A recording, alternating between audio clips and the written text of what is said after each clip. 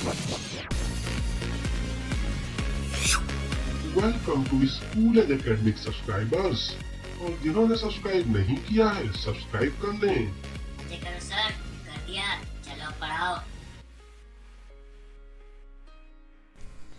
आओ आओ चोंगू भोगू लोग, की हालचाल, सब मजामा। तो इकोनॉमिक्स की ज्ञान गंगा में आज हम नए अध्याय पे प्रवचन देंगे और अध्याय का नाम है ग्लोबलाइजेशन एंड इंडियन इकोनॉमी। तो यारों, ये तुम जो डोमिनोज का पिज्ज़ा एंड केएफसी का बर्गर पेल पेल के चौड़े हो रहे हो, उसका कारण है ग्लोबलाइजेशन। वरना किसी नुक्कड़ पे चाची चाट भंडार पे चाट चाट रहे होते। तो ये ग्लोबलाइजेशन कौन सी बला है, इस पे ज्ञान बांटेंगे हम इस अध्याय में। Chapter number 4, globalisation and Indian economy.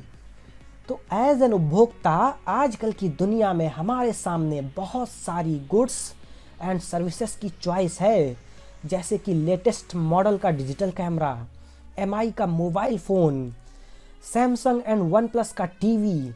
ये सब अब हमारी पहुंच के अंदर हैं। अगर हम अपनी सड़कों पे नज़र डालें तो हर सीज़न में कार का नया मॉडल देखने को मिल जाता है। अब यार वो दिन लद गए जब सिर्फ एम्बेसडर और मारुति 800 ही देखने को मिलती थी। अब तो यार लोग बेंटले एंड रोल्स रॉयस जैसी गाड़ियों में अपना अपना हाथ साफ कर रहे हैं।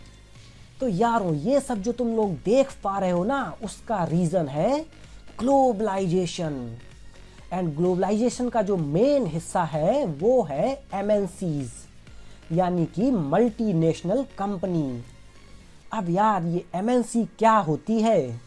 तो एमएनसी एक ऐसी कंपनी होती है जो कि मल्टीनेशनल होती है, मतलब कि जिसका बिजनेस एक से ज़्यादा कंट्रीज में फैला होता है, जैसे कि McD, Domino's, Tata, Infosys, Apple, Samsung, BMW, Mercedes जैसी बड़ी बड़ी कंपनीज को हम एमएनसी के नाम से जानते हैं।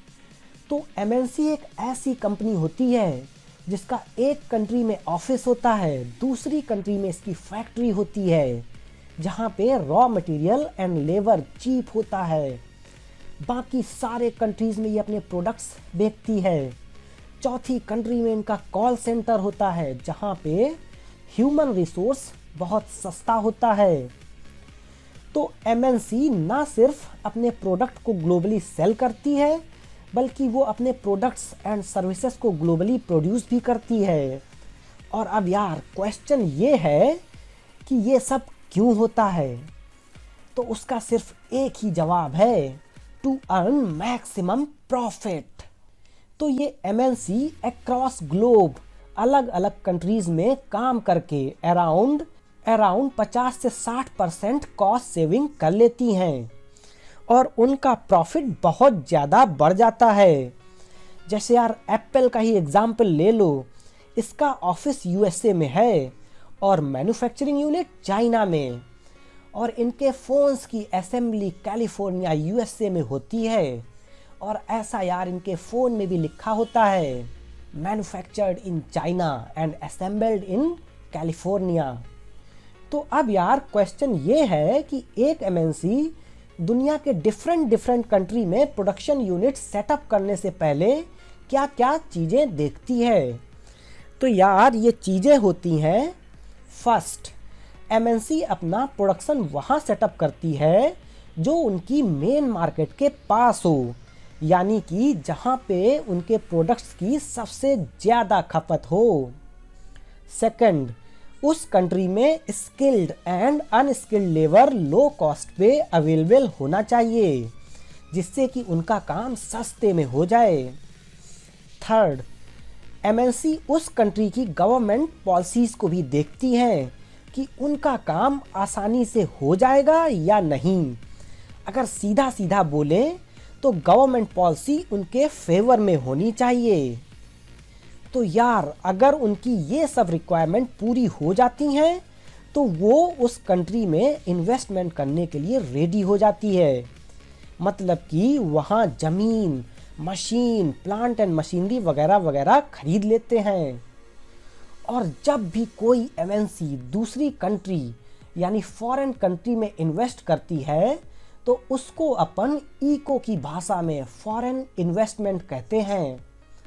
और यार अब बस हम चलते हैं अपनी बॉडी इन्वेस्टमेंट करने, मेरा मतलब है अपने डोले शोले बनाने। और तुम लोग भी अपने माइंड में इन्वेस्टमेंट कर लो, जिससे कि यार जो दिमाग में तुम्हारे भूसा भरा हुआ है ना वो निकल जाए।